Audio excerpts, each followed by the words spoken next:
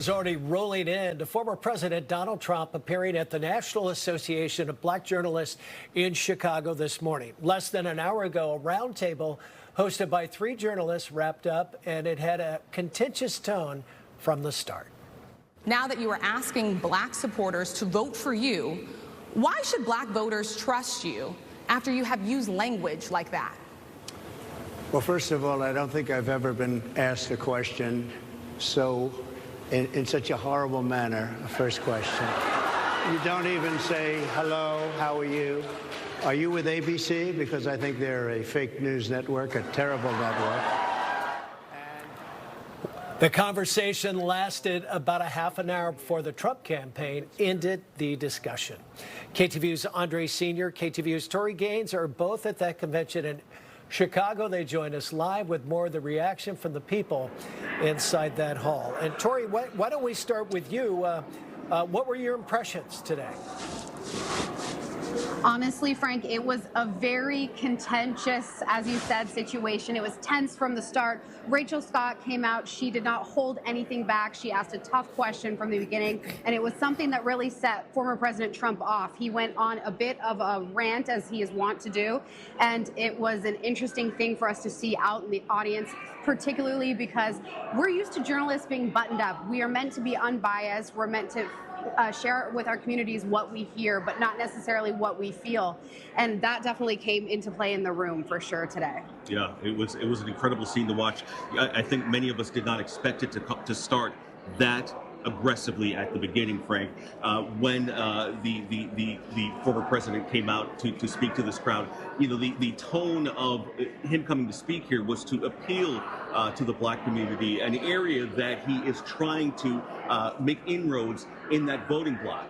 And this was a chance to do that, but I'm not really sure, based on the tenor of the conversation, whether that's going to happen. Now, I will go back to something that started this entire controversy to begin with, and that is whether or not he should have been invited here to speak to begin with. A couple of well-known journalists made some noise about that. They didn't think it was appropriate to have him here because of how the president has treated certain black journalists when he was in office, and that set off this firestorm. But I can tell you here, talking to other journalists, I've been doing this for 24 years. Many of the people I come to see here at this journalism convention have been in this business for a long time. I got to be honest with you, none of us really saw an issue with him coming here because presidents come here often and they face those tough questions. So I know what we're reading in the press and what we're seeing, but I don't want to give the impression that all journalists had an issue with it here. It was just a few that are well known and people listen to.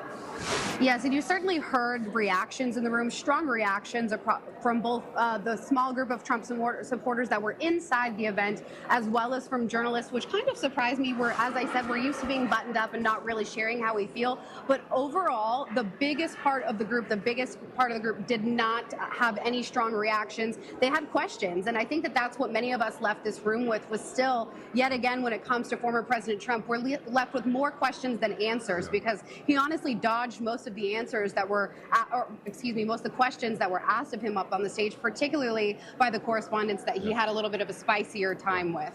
Yeah, Frank? Well, Tori and Andre, if you could take us back inside that room, if you will. You had the benefit of being there. We didn't. In some of the reaction to the former president's statements, it felt like the reaction from those who were loud in the crowd, I feel like, was there a little bit of laughter? Certainly there was shock. I mean, there seemed to be, quite a few reactions to what was being said. Yes, there were.